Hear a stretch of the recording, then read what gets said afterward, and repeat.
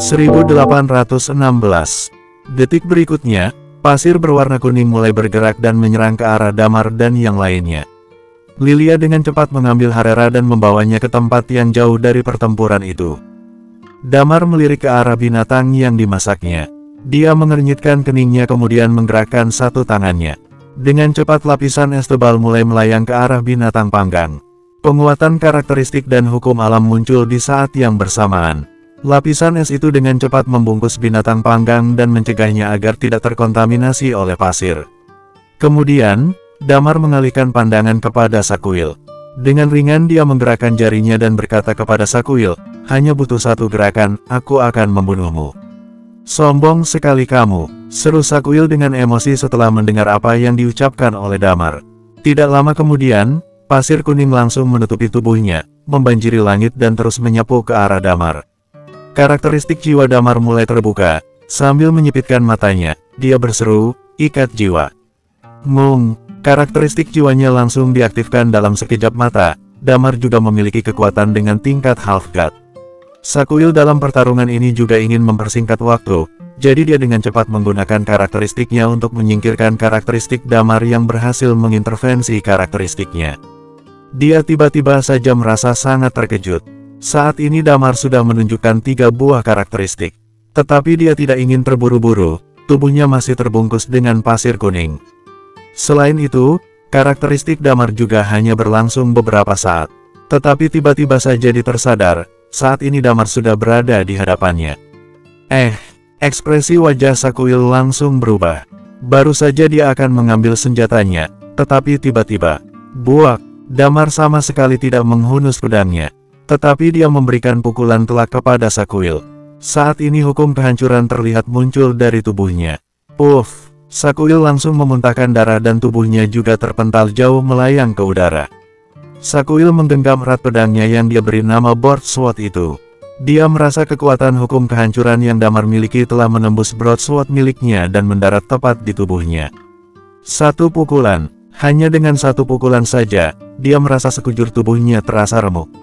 Kekuatan hukum kehancuran yang merasuk ke dalam tubuhnya benar-benar membuatnya tak berdaya. Rasa sakit yang tak tertahankan pun mulai muncul ke permukaan. Pasir dan debu juga mulai terlihat berjatuhan di sekitar. Di kejauhan, tampak Lilia mengeluarkan senyuman di wajahnya. Dia tahu betul seberapa kuat Damar saat ini. Sangat mudah saat ahli bela diri tingkat dewa mengalahkan ahli bela diri dengan level di bawahnya. Sekarang, kekuatan tempur Damar setara dengan ahli bela diri tingkat dewa. Eos sekalipun, di mana memiliki kekuatan tingkat setengah dewa, tidak akan mampu melawan Damar. Dengan kata lain, selama Damar menginginkannya, Eos tidak akan mempunyai kesempatan untuk membalas serangannya. Tak jauh dari tempat Lilia berdiri, pengemis Rin yang awalnya sangat antusias untuk menyaksikan pertarungan pun dibuat terkejut, sampai-sampai mulutnya menganga dengan dagu yang hampir jatuh ke tanah. Tiap kali paviliun gersang turun gunung melakukan perjalanan, mereka pasti akan mengutus ahli bela diri dengan tingkat setengah dewa ke atas. Atau bisa jadi mengirim ahli bela diri tingkat setengah dewa yang memang bukan termasuk paling kuat, tapi karena usia Damar dan Lilia masih terlalu muda, mereka pun memutuskan untuk tidak mengirimkan pasukan seperti itu. Mereka menganggap kalau Damar dan Lilia tidak berbahaya. Sekalipun tidak terlalu kuat, tapi setidaknya ahli bela diri yang mereka kirim memiliki kekuatan tingkat setengah dewa. Hanya saja, ahli bela diri tingkat setengah dewa sekalipun tidak memiliki kesempatan untuk menyerang Damar. Selain itu, kekuatan macam apa yang Damar gunakan saat ini? Karakteristik penguatan, karakteristik es, karakteristik jiwa, hukum kehancuran. 3 jenis karakteristik dan 4 jenis hukum. Hal seperti ini sangatlah langka dialami oleh ahli bela diri tingkat setengah dewa sekalipun. Terutama kekuatan teknik bela diri yang Damar miliki, benar-benar telah membuatnya merasa ngeri. Kekuatan tingkat setengah dewa selalu memiliki teknik bela diri tahap peak. Namun, berbeda dengan kekuatan teknik bela diri yang Damar tunjukkan kali ini. Hanya dengan sebuah pukulan, dia mampu merasakan kekuatan bertarung yang berasal dari sepenuh jiwa. Tidak perlu diragukan lagi, kekuatan seperti itu adalah kekuatan tempur yang dimiliki oleh ahli bela diri tingkat dewa. Akhirnya dia tahu kenapa Damar sedikit pun tak merasakan takut. Dia tahu betul apa arti dari kekuatan tempur yang dimiliki oleh ahli bela diri setingkat dewa. Selanjutnya, pemandangan yang lebih mengejutkan pun terjadi di depan matanya. Akibat pukulan yang Damar lancarkan, tubuh Sakuil terpental jauh layaknya bola meriam ke arah kegelapan. Tepat pada saat ini, konfeti yang ada pada tubuh Damar mulai melonjak tajam. Dalam sekejap, konfeti yang tak terhitung jumlahnya mulai membungkus tubuh Sakuil. 4 jenis karakteristik. Ucap pengemis Rin nampak terkejut, dan ada 2 jenis karakteristik langka yang dia miliki. Mustahil, hal seperti ini tidak mungkin terjadi. Kecuali dia, pemilik tulang naga. Pengemis Rin nampak tak percaya dengan apa yang dilihatnya saat ini. Boom, kemudian Damar mulai menjentikan jari di tangan kanannya. Blar, sebuah kembang api meledak di langit malam hari ini. Suara kembang api terdengar menggema dan kemudian sosok hitam mulai terjatuh dari langit. Brak, Sakuil jatuh menghantam tanah, tubuhnya menghitam seperti batu bara akibat terkena ledakan barusan. Aura yang ada di tubuhnya pun semakin melemah. Pengemis Rin terlihat gusar untuk waktu yang lama. Dia sempat berpikir jika Damar memang benar-benar kuat, mungkin kekuatannya akan sama dengan kekuatan yang Liam miliki saat itu, benar-benar mengerikan. Namun sekarang, kekuatan Damar jelas-jelas berada jauh di atas Liam. Tidak ada yang mampu melampaui kekuatan seorang ahli bela diri tingkat dewa, kecuali mereka-mereka yang menjadi penerus dan pewaris langsung dari tanah leluhur. Saat teringat sempat mengancam Damar beberapa hari yang lalu, wajah pengemis Rin pun tiba-tiba mengeluarkan keringat dingin. Bocah ini, dia sengaja berpura-pura menjadi babi untuk memakan harimau. Umpatnya dalam hati. Tepat pada saat ini, dia juga memperhatikan kondisi Sakuil yang terbaring lemas tak jauh dari tempatnya berdiri. Kenapa kamu menghajarnya sampai separah ini? Meski brutal, dia tetap termasuk ke dalam pasukan Paviliun Gersang yang sedang turun gunung. Dengan membunuhnya, Paviliun Gersang tidak akan membiarkanmu bebas begitu saja, ucap pengemis Rin dengan muka yang panik. Damar juga tidak berniat untuk membunuh pria itu. Bagaimanapun, kata-kata yang terucap dari mulut pria itu sangatlah kotor. Damar hanya ingin membuatnya menderita. Pada saat ini, Sakuil terlihat benar-benar tak akan bisa bertahan untuk waktu yang lama lagi. Damar lantas menatap Lilia. Lilia pun mengangguk dan energi Chi dalam tubuhnya mulai melonjak perlahan. Tak berselang lama, energi vitalitas yang kuat disuntikkan ke dalam tubuh Sakuil. Deru napas Sakuil yang tadinya menghilang perlahan kini mulai kembali pulih. Karakteristik vitalitas. Pengemis Rin lagi-lagi dibuat tercengang. Dia hampir pingsan saat melihat pemandangan ini. Besar kemungkinan Damar adalah pemilik tulang naga, sedangkan Lilia sendiri memiliki karakteristik vitalitas. Semua karakteristik yang mereka miliki dikategorikan sebagai jenis yang langka. Saat ini, Damar pun tak mempunyai keharusan untuk menyembunyikan semuanya. Dia yang dulu tentu saja berbeda dengan dia yang sekarang. Dulu, dia benar-benar masih sangat lemah. Baik itu saat masih berada di Eternal Planet atau pertama kali menginjakan kaki ke Big Jade. Saat itu, dia selalu menyembunyikan karakteristik yang dimiliki. Begitu digunakan, musuh-musuh kuat akan mengincar mereka dimanapun berada. Namun sekarang, kekuatan tempurnya setara dengan tingkat dewa. Dengan kata lain, dia termasuk ahli bela diri kelas atas di Origin Place ini. Tentu saja, berdasarkan keterangan dari mulut pengemis Rin, gunung kekacauan yang ada di Origin Place, bersemayam seorang ahli bela diri dengan teknik bela diri yang setingkat dengan dewa. Dan orang-orang itu merupakan target Damar dalam melakukan perjalanan ke gunung kekacauan kali ini, menembus batas teknik bela diri ultimate. Lilia telah menyuntikkan energi vitalitas selama beberapa saat. Lalu Damar dengan satu tangannya mengumpulkan energi Chi dan memasukkan ke dalam tubuh Sakuil. Sakuil masih nampak terkapar di tanah tanpa mengatakan satu patah kata pun. Setelah dirasa cukup, Lilia pun menghentikan aliran energi vitalitasnya. Tubuh Sakuil masih berwarna hitam legam seperti karbon. Dalam keadaan terbaring tak berdaya seperti ini, dia menatap kosong ke arah langit. Masih belum sembuh juga, perlu aku beri setruman dulu? Tanya Damar. Bersambung, 1817. Seharusnya sudah tidak ada masalah. Jawab Lilia sembari menggelengkan kepala. Hehe, tepat pada saat ini, terlihat pengemis Rin mulai membuka suaranya, bocah ini pasti sedang terpukul. Saat menghadapimu barusan, dia belum sempat menyerang dan langsung tumbang hanya dalam waktu beberapa detik saja. Orang-orang paviliun gersang yang turun gunung selalu bersikap arogan. Selain orang-orang yang ada di gunung kekacauan, mereka akan menganggap yang lainnya seperti sumut. Namun nyatanya, dia justru kamu kalahkan hanya dalam beberapa detik saja. Imbu pengemis Rin, mustahil. Tiba-tiba terdengar suara dari arah Sakuil. Dia nampak terduduk dengan geram sembari menatap ke arah Damar. Di dalam tatapan matanya tersimpan jejak ketidakpercayaan. Damar terlihat tak mempedulikannya lalu berkata, "Selagi masih hidup, cepat pergi dari sini. Kalau mulutmu masih terus berkata kotor, aku tidak akan segan-segan membunuhmu. Kamu lebih baik diam, hanya karena usiamu lebih tua dariku, kamu bisa mengalahkanku. Kalau saja umurmu sama denganku, aku pasti bisa menang melawanmu." Ucap Sakuil, "Di usia yang sama denganku, tidak ada yang bisa mengalahkanku.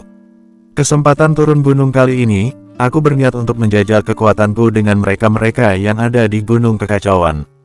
Karena aku adalah si jenius," imbuhnya. Mendengar itu, Damar pun terdiam. Bukanlah hal yang mustahil seseorang yang berbakat akan memiliki kekuatan tingkat setengah dewa hanya dalam waktu 100 tahun. Hanya saja, bagi Damar dan yang lainnya, usia 100 tahun merupakan usia tua yang mutlak yang ada di bumi. Tentu saja, seiring dengan berkembangnya ilmu seni bela diri, di masa depan, bumi akan memiliki orang-orang yang berumur panjang. Namun, Damar malas meladeninya. Dia lantas mencairkan es dan mengeluarkan sebuah belati dari sakunya. Dia pun mulai memotong-motong daging hewan liar yang sudah selesai dipanggang. "Berapa umurmu?" tanya Sakuil masih tak terima. "Alangkah baiknya jika kamu cepat pergi dari sini. Jangan sampai membuatku berubah pikiran dan membunuhmu di sini," ucap Damar dengan santainya. Sakuil telah berani menggoda Lilia, masih untung Damar membiarkannya tetap hidup kali ini. Membiarkannya tetap hidup, bukan berarti Damar tidak memiliki niatan untuk membunuh. Entah apa yang dipikirkan Sakuil, Damar pun enggan mempedulikannya. Sakuil pun mulai gemetar saat mendengarnya.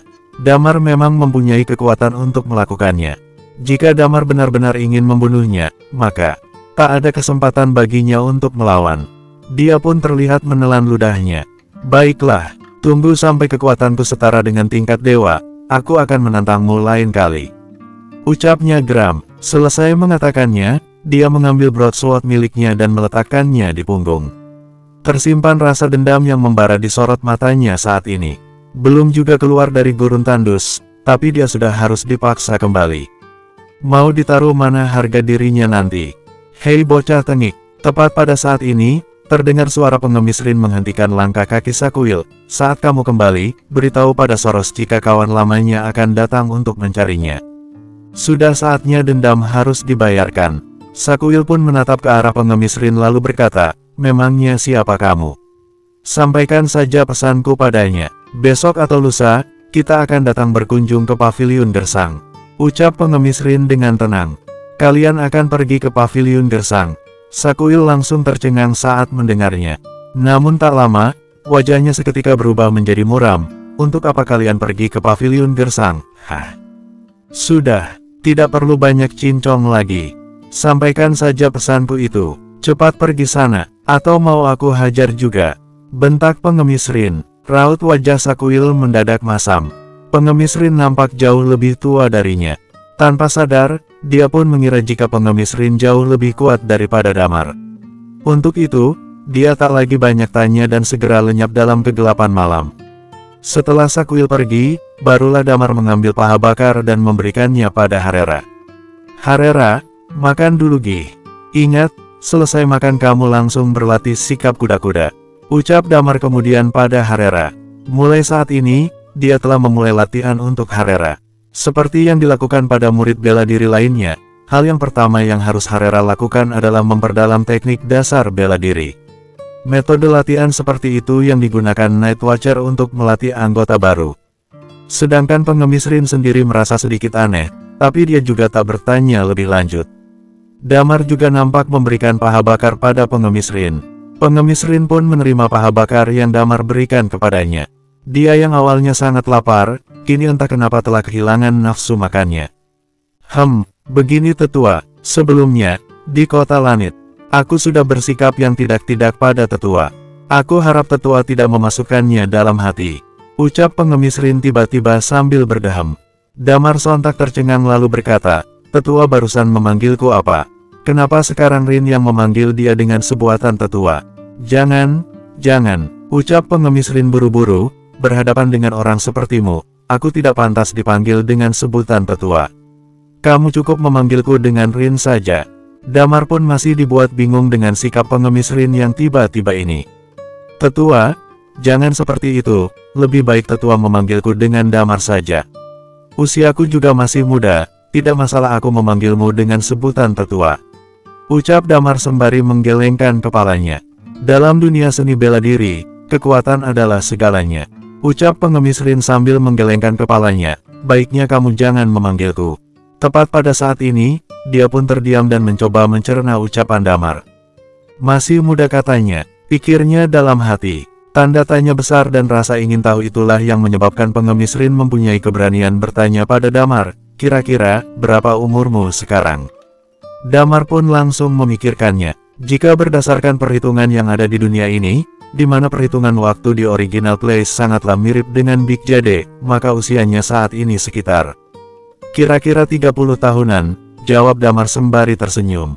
"Apa?" Pengemis Rin pun mengira dirinya salah mendengar, jadi dia mengulanginya sekali lagi, 30 tahunan. Damar lantas mengangguk, "Iya, memangnya kenapa, tetua?" Pengemis Rin pun tertawa saat mendengarnya, "Tetua, jangan bercanda denganku, mana mungkin di umur 30 tahun bisa mencapai tingkat dewa seperti ini." Damar nampak malas menjelaskannya. Melihat ekspresi pengemis Rin saat ini, bagaimanapun dia menjelaskan, pengemis Rin tetap saja tidak akan mempercayainya. "Tetua jangan memanggilku seperti itu. Aku merasa tidak nyaman saat mendengarnya," ucap Damar kemudian. Sampai detik ini, tidak ada seorang pun yang memanggil Damar dengan sebutan tetua. Namun sekarang, panggilan seperti itu justru diucapkan oleh seorang pria tua yang hampir mati. Sebagai pria yang masih terbilang muda, Damar tentu saja merasa risih saat mendengar kata tetua disematkan padanya. "Baiklah, karena kamu memaksa, aku pun tak perlu lagi sungkan-sungkan," jawab pengemis Rin. Jika sebelumnya dia terlihat berpura-pura menjilat layaknya seekor anjing, kini semua yang dilakukannya tampak benar-benar tulus dari hati. Di waktu yang bersamaan, ada jejak kebahagiaan yang terlintas di matanya. Tidak ada obrolan yang berarti di sepanjang malam ini. Keesokan paginya, Damar beserta rombongan kembali melanjutkan perjalanan menuju paviliun gersang. Pada saat yang sama, di daerah gurun tandus yang terdalam, terdapat sebuah oasis lengkap dengan sebuah paviliun megah terbangun di sana. Paviliun yang tersembunyi di bawah gurun layaknya istana yang ada di negeri dongeng. Namun nyatanya, tempat ini merupakan salah satu tempat yang terpisah di seluruh planet yang ada. Gurun tandus, ada begitu banyak binatang buas yang hidup di dalamnya. Mereka merupakan penghalang alami di sekitar gurun. Cukup sulit untuk menyeberangi gurun tandus dan mencapai tempat ini. Sebenarnya, tidak ada masalah jika para pendatang baru yang ingin berkunjung ke tempat ini, asal memiliki niatan yang baik. Jika mereka memiliki niatan yang buruk, bisa dipastikan nasib mereka akan berakhir tragis. Lokasi ini merupakan tempat berdirinya paviliun gersang. Terdapat perbedaan antara tempat ini dengan Gunung Kekacauan. Gunung Kekacauan sendiri sangat jarang didatangi oleh siapapun. Dengan label misterius yang tersemat di gunung ini, menyebabkan tidak ada satupun yang berani mendekat. Selain itu, hampir tidak ada kontak sama sekali antara dunia luar dan juga Gunung Kekacauan ini. Sedangkan paviliun gersang, meski jarang, mereka masih berhubungan dengan dunia luar. Bahkan, mereka juga sering merekrut beberapa orang berbakat untuk diangkat menjadi murid. Kekuatannya bisa dibilang tidak bisa diremehkan. Bersambung 1818. Paviliun gersang memiliki kategori elit dan istimewa. Seisi paviliun gersang, mungkin hanya ada sekitar 1000 orang saja yang menetap. Namun, masing-masing dari mereka memiliki bakat istimewa dengan kekuatan yang di atas rata-rata. Pada saat ini, di area terluar paviliun gersang, perbatasan antara gurun dan oasis, Sakuil terlihat sedang berjalan mondar-mandir. Ada rasa keengganan untuk masuk dalam pikirannya. Dia malu, harga dirinya telah diinjak-injak. Mau ditaruh mana mukanya nanti? Sebagai generasi saat ini yang melakukan kegiatan turun gunung, dia yang belum sempat keluar dari area gurun tandus pun harus dipaksa kembali karena kalah bertarung dengan seseorang. Saat ini, dia benar-benar merasa malu. Namun, Aturan tetaplah aturan. Jika kalah, maka harus kembali ke paviliun gersang. Sakuil. Tepat pada saat ini, seorang wanita yang mengenakan jubah panjang tampak berteriak di sekitaran oasis. Saat melihat wanita itu, raut wajah Sakuil pun nampak berubah. Kamu kenapa ada di sini? Ketua paviliun sedang menunggumu, ucap wanita itu dengan tenang. Sakuil pun nampak geram. Terpaksa, dia mengikuti wanita itu memasuki area oasis. Saat bertemu dengan beberapa orang di jalanan, Sakuil melihat tatapan aneh di wajah mereka. Entah apa yang mereka pikirkan saat ini. Tak membutuhkan waktu yang lama, setelah melewati oasis, mereka tiba di sebuah aula istana yang megah. Di aula, seorang pria parubaya dengan rambut diikat sedang membelakangi Sakuil dan berkata, "Bukankah kamu sedang menjalani kegiatan turun gunung, Sakuil? Kenapa justru kembali?" Sakuil langsung berlutut ke lantai. "Ketua, aku belum keluar dari gurun tandus, dan aku kalah," ucap Sakuil terbata-bata nampak tak berdaya. "Apa?" Pria parubaya itu langsung berbalik dan menatap ke arah Sakuil. "Kalah katamu?" "Maaf, Ketua, musuh mengalahkanku hanya dengan satu serangan," ucap Sakuil dengan ekspresi kecewa di wajahnya. "Apa, hanya dengan satu serangan?" tanya pria parubaya itu nampak heran. "Iya," jawab Sakuil dengan senyum pahit di wajahnya. Kemudian, dia menjelaskan kronologinya dari awal sampai akhir. Selesai mendengar penjelasan Sakuil, pria parubaya itu pun nampak terdiam. Pemilik tulang naga, dan karakteristik vitalitas. Tulang naga, ternyata memang benar tulang naga, ucap pria parubaya itu dengan serius. Di antara mereka, juga ada pria tua yang menitipkan pesan padaku. Tepat pada saat ini, Sakuil pun menatap ke arah pria kekar dengan rambut diikat lainnya yang tak jauh dari tempatnya berdiri. Dia menitipkan pesan padaku untuk disampaikan pada Paman Soros. Dia bilang, sudah saatnya dendam harus dibayarkan. Hah, pria kekar itu pun mengerutkan keningnya, dendam yang harus dibayarkan.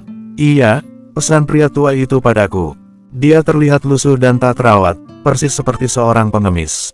Jawab Sakuil. "Apa mungkin musuhmu di saat perjalanan turun gunung waktu itu?" tanya ketua paviliun tiba-tiba. Soros pun menggelengkan kepalanya. "Entahlah, aku juga tidak yakin." Selesai mengatakannya, dia lantas menatap ke arah Sakuil. "Siapa nama pria tua itu?" "Aku juga tidak tahu siapa nama pria tua itu. Tapi yang jelas, orang yang mengalahkanku memanggilnya dengan tetua Rin," ucap Sakuil. "Rin Taksaka," teriak Soros dan ketua paviliun bersamaan. "Dia masih hidup. Memangnya dia siapa?" tanya Sakuil tanpa sadar. Ketua paviliun mulai mengerutkan keningnya, lalu menatap ke arah Sakuil dan berkata, "Kamu tidak perlu tahu siapa dia.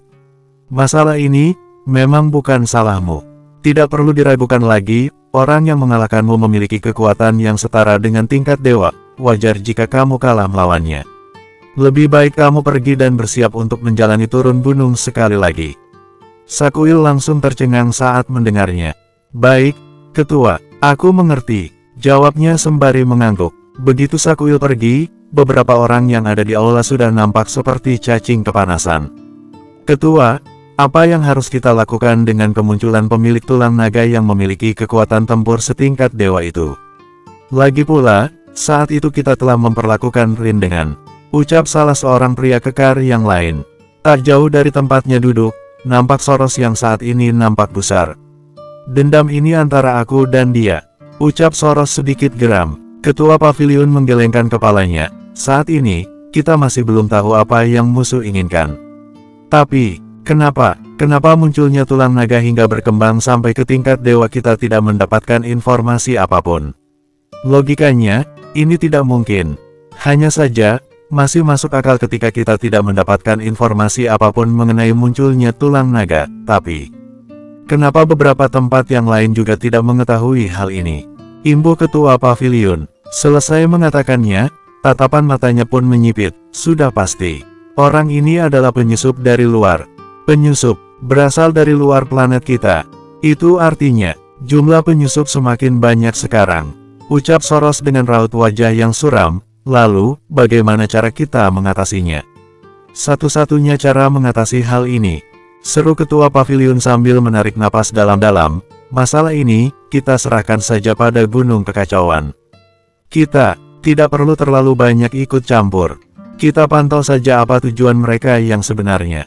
Pada saat yang sama, di sisi lain belahan planet ini, suhu area ini jauh lebih panas jika dibandingkan dengan tempat yang lain. Permukaan tanah di sekitar nampak hangus dan tandus, tak ada satupun tanaman yang hidup di area ini. Thalia mengenakan Phoenix Armor dengan menggenggam pedang Phoenix sedang menatap orang yang ada di depannya dengan santai. Aku tidak mempunyai niat menyerang sedikitpun, jangan paksa aku bertarung melawan kalian semua. Ucap Thalia sembari mengerutkan keningnya. Dia berdiri di tengah-tengah dan dikelilingi oleh belasan orang yang mengenakan jubah panjang berwarna merah. Mereka terdiri dari 1 ahli bela diri tingkat setengah dewa, 7-8 ahli bela diri Uncomon level dan sisanya memiliki kekuatan level tahap penyelesaian pedang. Samar-samar, terlihat seberkas api yang seolah menyala di tubuh mereka saat ini. Persis seperti apa yang dikatakan oleh pengemis Rin, tempat ini merupakan salah satu dari 3 kekuatan yang terpisah di dunia ini, wilayah klan api. Thalia mendarat di tempat ini secara kebetulan. Namun sayang, orang-orang klan api menyadarinya sebagai penyusup dan telah dilakukan perburuan selama 2 hari. Dasar penyusup, semuanya, tangkap dan bunuh dia, cibir ahli bela diri dengan kekuatan setengah dewa. Nyala api di tubuhnya pun semakin membara, serang dia. Wush! Hal yang sama terjadi pada diri Thalia. Di sekitar tubuhnya, nyala api berkobar dengan dahsyatnya. Dia sama sekali tidak terlihat panik ataupun khawatir.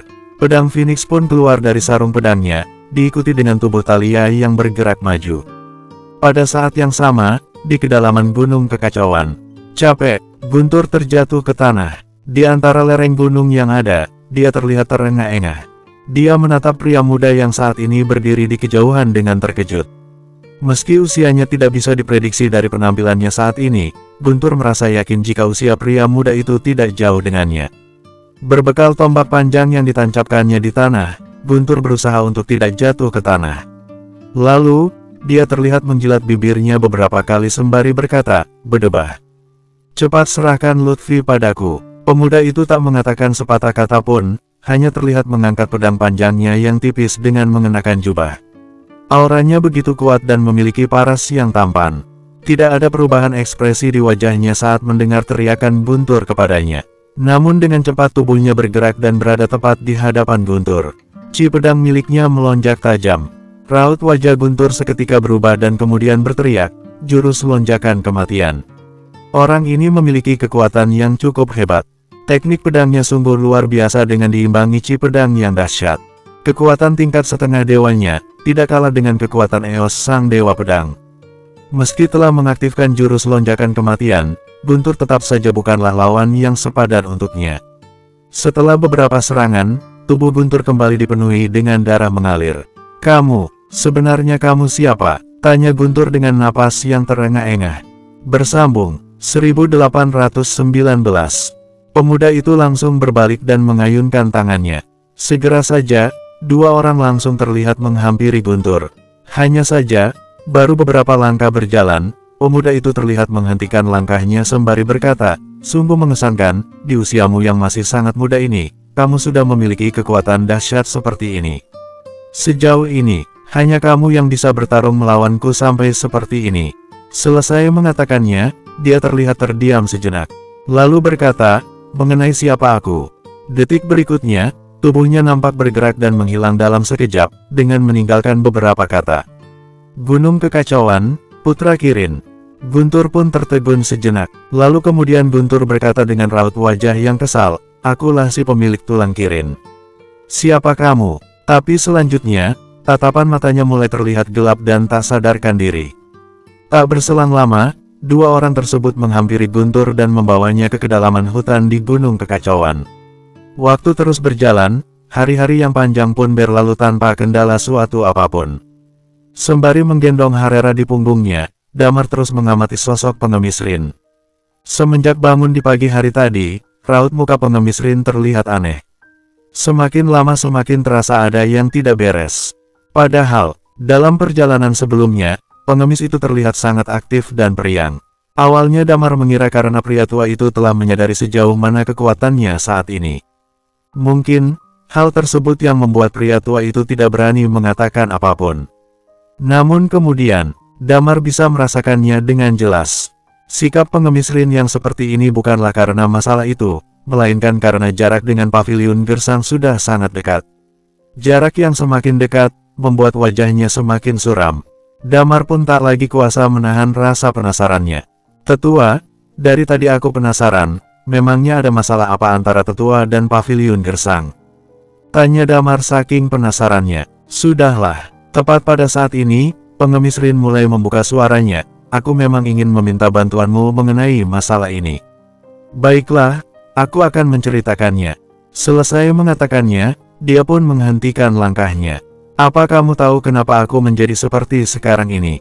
Tanyanya di awal mengawali cerita. Damar pun terdiam saat mendengar pertanyaan seperti itu. Dalam hati dia berpikir, bukankah semua ini merupakan hobi uniknya ya? Namun, dia tentu saja tidak mengatakannya langsung di depan pengemis Rin. Entahlah, jawab Damar sembari menggelengkan kepalanya. Apa mungkin masalah ini ada hubungannya dengan paviliun gersang? Pengemis Rin pun mengangguk. Ya, semua ini memang terhubung langsung dengan paviliun gersang. Paviliun gersang telah menghancurkan hidupku. Bertahun-tahun aku menjalani kehidupan yang malang seperti ini. Aku. Selesai mengatakannya, dia lantas menggelengkan kepalanya. Sudahlah, lupakan saja, sangat sulit untuk mengatakannya. Tunggu saja ketika kita sampai di paviliun gersang dan bertemu dengan orang itu, kamu pasti akan mengetahuinya sendiri. Dan, jika saatnya tiba, aku harap kamu bisa membantuku. Membantu dalam hal? Tanya Damar nampak bingung. Aku harap, pengemis Rin nampak menarik napas dalam-dalam, aku ingin berduel sampai mati dengan seseorang. Lagi-lagi Damar dibuat bingung, kamu ingin berduel sampai mati dengannya, memangnya apa yang bisa aku bantu, tetua? Apa mungkin aku harus diam-diam menyerangnya? Pengemis Rin menatap Damar dengan tanda tanya besar di wajahnya. Tidak, aku harap kamu bisa menghentikan ketua paviliun, karena dia pasti tidak akan membiarkan hal itu terjadi. Ucap pengemis Rin. Tapi, mau atau tidak kamu membantuku, aku serahkan semua keputusan di tanganmu. Lagi pula, entah berapa tahun telah berlalu semenjak kejadian itu, aku juga tidak terlalu memaksakan kehendakku. Imbu pengemis Rin. Damar terlihat ragu-ragu sejenak, lalu berkata, aku tidak tahu apa yang terjadi antara tetua dan paviliun gersang. Tapi, tujuan utamaku menuju paviliun gersang adalah untuk mencari tahu mengenai warisan atau apapun yang bisa membantuku, tidak ada niatan untuk berseteru dengan mereka. Aku mengerti, ucap pengemis Rin, aku tidak akan menghambat kepentinganmu. Jika ada kesempatan, aku bersedia membantu tetua. Tapi sebelum itu, aku harus mengetahui akar dari permasalahan tetua, ucap Damar sembari merenung sejenak. Baiklah, sahut pengemis Rin, jika saatnya tiba, kamu akan tahu semuanya. Di sela-sela obrolan mereka, sebuah oasis muncul perlahan di depan mata mereka. Di sana, tempat paviliun gersang berdiri, ucap pengemis Rin. Damar nampak menyipitkan matanya, tersimpan sebuah keterkejutan di sorot matanya. Dilihat dari kejauhan, tempat itu dipenuhi dengan asap layaknya istana di negeri dongeng. Sedikit pun dia tidak bisa membayangkan ada bangunan seperti itu di tengah oasis seperti ini. Sebelumnya, memang dia sempat melihat oasis di kedalaman gurun 1000 tebasan. Hanya saja, tempat itu terbentuk karena di sekitarnya dipenuhi oleh energi vitalitas yang mengerikan. Sedangkan gurun tandus ini, meski ada energi kehidupan dan vitalitas, tempat ini memiliki kontras yang jauh lebih besar. Damar dan rombongan pun berjalan mendekati sekitar oasis. Tak lama setelah mereka tiba, tanah, pasir dan batu di sekitar mulai bergetar. Paviliun gersang hanya akan menerima orang-orang dengan karakteristik tanah. 1. Karena garis keturunan. 2. Karena untuk menjaga kemurnian darah mereka. Tidak masalah jika kalian menyebut mereka sebagai klan pasir, ucap pengemis Rin. Damar pun mengangguk. Melihat sekelilingnya mulai runtuh dan membentuk layaknya pusaran pasir besar, Damar memancarkan senyum kecut di wajahnya. Tanpa basa-basi, energi Chi-nya melonjak dan langsung mengaktifkan karakteristik penguatan di kakinya. Tanah di bawah kakinya pun mengeras. Tak peduli bagaimanapun pasir di sekitar longsor dan berputar, mereka masih bisa berdiri dengan aman tanpa terpengaruh kondisi sekitar. Siapa dan dari mana kalian berasal? Pada saat ini, sebuah teriakan pun menggema dari kejauhan. Damar pun mengaktifkan karakteristik jiwanya. Tak berselang lama, dia melihat belasan ahli bela diri yang perlahan mulai mendekat. Mereka semua memiliki kekuatan di atas Undying Flame. Orang terkuat di antara mereka pun hanya sebatas tahap penyelesaian pedang.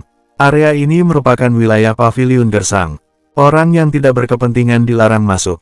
Ucap ahli bela diri tahap penyelesaian pedang dengan santainya. Damar melirik ke arah pengemis Rin. Karena tidak ada tanda-tanda dari pengemis Rin ingin membalas sahutan orang itu, Damar pun berinisiatif untuk menyatakan maksud akan kedatangannya.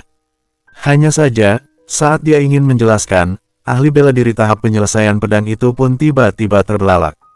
"Rin, kamu belum mati," ucapnya saat melihat pengemis Rin. Damar pun terkejut. Meski terlihat lusuh dan ceroboh, nama Rin terkenal hingga ke tempat ini. "Kamu siapa? Aku sama sekali tidak mengenalmu," ucap pengemis Rin sembari menatap pria itu. Dulu, aku adalah," ucap pria itu dengan senyum licik di wajahnya. "Kekuatanmu saat ini hanya sebatas tahap penyelesaian pedang, apalagi dulu, cekak-cekak. Pantas saja aku tidak mengingatmu. Sudah, cepat panggil Soros keluar untuk bertemu denganku," ucap pengemis Rin sedikit angkuh. Wajah pria itu pun memerah saat pengemis Rin mengejeknya. Namun apa boleh buat, memang begitu kenyataannya. Dia lantas menyuruh anak buahnya untuk melapor ke paviliun. Anak buah yang ada di sampingnya nampak mengangguk. Tak berselang lama, energi Chi-nya mulai melonjak dan terlihat seutas benang melayang ke arah paviliun. Kira-kira 10 menit lamanya, akhirnya Damar merasakan beberapa aura dengan kekuatan dahsyat sedang menghampiri mereka. Dan pada saat ini, Rin seolah merasakan sesuatu yang membuat tubuh kurusnya tak henti bergetar. Tak lama kemudian, matanya mulai basah saat melihat beberapa orang yang datang. Pada saat yang sama di mana Damar tiba di Paviliun Gersang, di dunia luar tepatnya di salah satu planet yang masih bisa dihuni oleh manusia, nampak Dewa Semesta dan Dewa Perang Big Jade yang sedang gusar. Wajah mereka berdua terlihat suram. "Orpan, jika terus seperti ini," Dewa Perang menatap Orpan dengan wajah tak berdaya.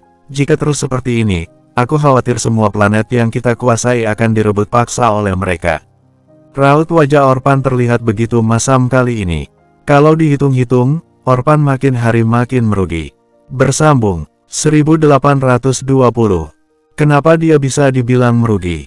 Dalam beberapa waktu terakhir, meski Damar tidak ikut terlibat dalam penyerangan, Yun terus saja menghancurkan patung-patung ketujuh Dewa Big Jade. Orpan juga tak tahu apa yang sebenarnya terjadi di Origin Place. Sejak awal, pengikut dewa yang dia miliki di Origin Place telah dibantai oleh Yun. Itu sebabnya kenapa dia tidak bisa menghubungi pengikut setianya di salah satu planet yang ada di Origin Place. Dia sempat meminta Asteria dan Hoshi untuk menghubungi pengikut mereka di sana. Namun, kedua wanita itu sama sekali tidak menjawabnya. Jadi saat ini, dia sama sekali tidak mengetahui kondisi yang ada di Origin Place. Satu-satunya yang bisa dia rasakan hanyalah kekuatan kekuasaan yang dimilikinya semakin hari semakin melemah. Yun, awalnya adalah kartu as yang Big Jade miliki di Origin Place ini. Kekuatan tempurnya benar-benar dahsyat. Tidak peduli dalam urusan menyerang atau bertahan, Yun adalah ahli bela diri terkuat yang Big Jade miliki. Dan saat Yun menjadi tak terkendali dan memulai balas dendam, maka akibatnya tidak akan ada sanggup yang menahannya. Tidak masalah, tepat pada saat ini, Mehan nampak tersenyum di kejauhan. Galaksiku tidak akan pernah membiarkan pemilik tulang naga bebas begitu saja. Sejauh ini, Damar hanya berani berucap tanpa tindakan apapun. Belakangan ini, Galaksi Aviar lagi-lagi telah merebut dua planet lain yang berasal dari Galaksi Hero. Galaksi Hero berani terang-terangan mendukung Damar, jadi tidak salah jika aku merebut planet mereka. Imbuhnya, berbicara sampai di situ, dia pun tersenyum dingin. Terlihat jelas bukan, Damar sama sekali tidak berani berurusan dengan Galaksi Aviar. Tunggu saja sampai dia keluar, 5 dewa yang ada di Galaksi Aviar akan keluar dan mengusirnya dari Origin Place. Aku harap juga seperti itu, ucap Orpan sembari menghela napas panjang. Tapi kamu juga harus ingat, kamu sudah menyanggupi apa yang aku pinta. Ucap Mehan nampak acuh. Aku tahu itu, saat tiba waktunya, aku akan memberikan 8 kekuasaan dari 12 kekuasaan yang ada di bumi pada kalian. Ucap Orpan dengan tenang. Setelah berhari-hari berada di tempat ini, akhirnya Damar tahu asal-muasal nama Gunung Kekacauan ini. Ternyata, nama Gunung Kekacauan sendiri merupakan nama yang diberikan oleh orang dunia luar untuk menyebut tempat ini. Sedangkan untuk orang dalam sendiri, penduduk asli, mereka lebih suka menyebut tempat tinggal mereka dengan nama daratan Temis.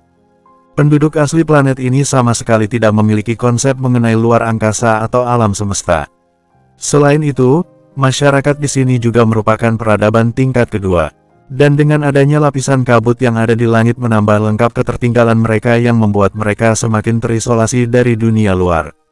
Mereka tidak memiliki konsep mengenai matahari, bulan, bintang bahkan siang dan malam. Apalagi alam semesta. Gunung Kekacauan hanyalah sebuah tempat yang paling berbahaya dan misterius di daratan Temis ini. Pada saat ini di daratan Temis area gurun gersang yang terdalam, Damar menatap 3 orang yang datang menghampirinya dari kejauhan. 3 orang itu terdiri atas 2 orang pria dan 1 orang wanita yang mengenakan cadar di wajahnya. Wanita itu mungkin hanya memiliki kekuatan sebatas Immortal Undying Flame saja. Namun berbeda dengan 2 pria itu. Hal ini pun membuat Damar sedikit terkejut, terutama salah satu pria yang mengenakan pakaian kebesaran khas paviliun gersang. Meski tidak membawa senjata, entah kenapa justru memberi Damar perasaan yang sangat berbahaya. Sedangkan satu pria lainnya, hanyalah seorang ahli bela diri setengah dewa. Meski begitu, kekuatannya jauh lebih kuat ketimbang ahli bela diri tingkat setengah dewa pada umumnya. Saat itu, kamu masih belum mati rupanya. Ucap pria itu nampak tenang sembari menatap Rin. Tatapan pengemis Rin tertuju pada wanita bercadar itu. Tak lama kemudian, entah apa yang dipikirkannya, dia langsung mundur beberapa langkah dan bersembunyi di belakang Damar. "Kenapa?" tanya Damar. "Hei nak, bawakan aku air Gi, aku ingin mandi sebentar," ucap pengemis Rin. Tatapan Damar menyimpan banyak tanda tanya. Tapi, dia sama sekali tidak menolaknya. Lantas, dengan lambaian tangannya, dia menggerakkan energi chi miliknya. Di permukaan, pasir yang tak terhitung jumlahnya mulai memadat dan membentuk sebuah ruangan tertutup. Tak hanya sampai di situ, Damar pun membuat sebuah tempat yang menyerupai bak mandi. Setelah selesai dia lakukan, perlahan dia mulai memadatkan embun menjadi es. Pada saat yang sama, dia menggunakan magma untuk mencairkan es tersebut. Dan, air hangat pun siap dalam bak mandi. Selama proses berlangsung, orang-orang dari paviliun gersang sama sekali tidak melakukan serangan. Mereka terlihat tidak mengganggu sedikit pun. "Beri aku pakaian ganti," ucap pengemis Rin. Damar lagi-lagi dibuat bingung, kerutan di alisnya pun menebal. Dia tidak mengerti apa yang sebenarnya pengemis Rin pikirkan. Namun, apa boleh buat, dia tetap harus memenuhi permintaan pengemis Rin.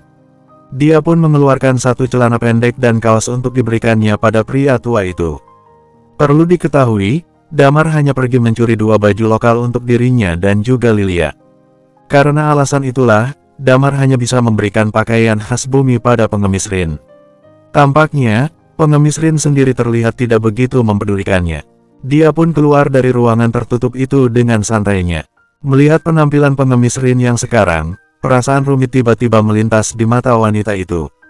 Seolah-olah sedang teringat akan sesuatu. Dan Damar kira-kira telah memiliki pemahaman tersendiri terhadap masalah ini, meski tidak menyeluruh. Perseteruan antara pengemis Rin dan paviliun gersang pasti karena wanita itu. Entah cinta bertepuk sebelah tangan atau bahkan cinta segitiga. Barusan, pengemis Rin nampak lusuh dan tak terawat. Bisa jadi karena tidak ingin muncul dalam keadaan seperti itu di depan wanita, dia ingin mandi dan memakai baju bersih. "Kamu, orang yang telah mengalahkan Sakuil." Pada saat ini, terdengar suara pria parubaya yang memakai baju kebesaran paviliun gersang. Dari nada bicaranya, dia terlihat begitu tenang. Damar pun mengangguk sembari tersenyum, "Kebetulan aku bertemu dengannya di perjalanan dan sempat berduel melawannya." "Kamu pemilik tulang naga?" tanya pria parubaya itu sekali lagi, "memiliki kekuatan tempur setingkat dewa." Damar tidak menyangkalnya, lalu mengangguk sembari berkata, "Ya." Melihat pengakuan Damar, raut wajah pria parubaya itu pun seketika berubah menjadi lebih serius. "Namaku Lehmar, ketua paviliun gersang. Kedatanganmu kemari, apa untuk membalaskan dendam Rin?" tanya pria parubaya sembari menarik napas panjang.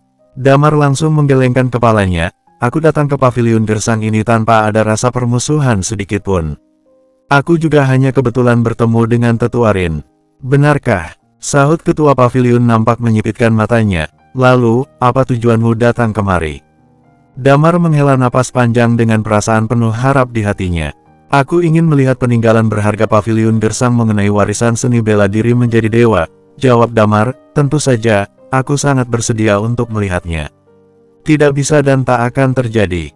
Tepat pada saat ini, tatapan mata Lehmar semakin dingin menatap Damar. Cepat pergi dari sini, aku tidak akan menyerahkan warisan paviliun gersang kepada siapapun. Apalagi pada penyusup sepertimu. Hampir di waktu yang bersamaan, saat semua orang mendengar alasan kedatangan Damar ke tempat ini, mata mereka pun penuh dengan permusuhan. Sebenarnya, hal inilah yang menjadi kekhawatiran Damar selama ini. Damar bukanlah seorang penyusup seperti apa yang mereka pikirkan. Bagaimanapun, dia tahu jika benda itu merupakan warisan berharga yang memang harus mereka jaga. Damar tentu saja tidak akan melakukan apa yang biasa Big Jade lakukan, merampasnya dengan paksa. Karena alasan itulah Damar sudah melakukan persiapan untuk barter di awal. Entah dengan mengajarkan teknik pembunuh yang dia miliki, atau bisa dengan menukar Dragon Sword atau bahkan teknik pedang Kaisar Vas. Atau mungkin bisa dengan yang lainnya juga. Jika mereka tidak setuju, maka cara kedua yang Damar lakukan adalah melakukan pertarungan persahabatan dengan ahli bela diri tingkat dewa yang mereka miliki. Berdasarkan informasi yang dia dapat, tidak masalah jika mereka terlibat dalam pertarungan persahabatan di daratan Themis ini. Lagi pula, orang-orang dari beberapa daerah terlarang harus turun gunung meninggalkan tempat asal mereka dan melakukan perjalanan keliling dunia. Mereka bisa saja melakukan pertarungan persahabatan dengan orang-orang yang mereka temui di jalan. Cara pertama sudah dipatahkan, maka terpaksa Damar harus mengambil cara yang kedua, yaitu melakukan pertarungan persahabatan. Bersambung.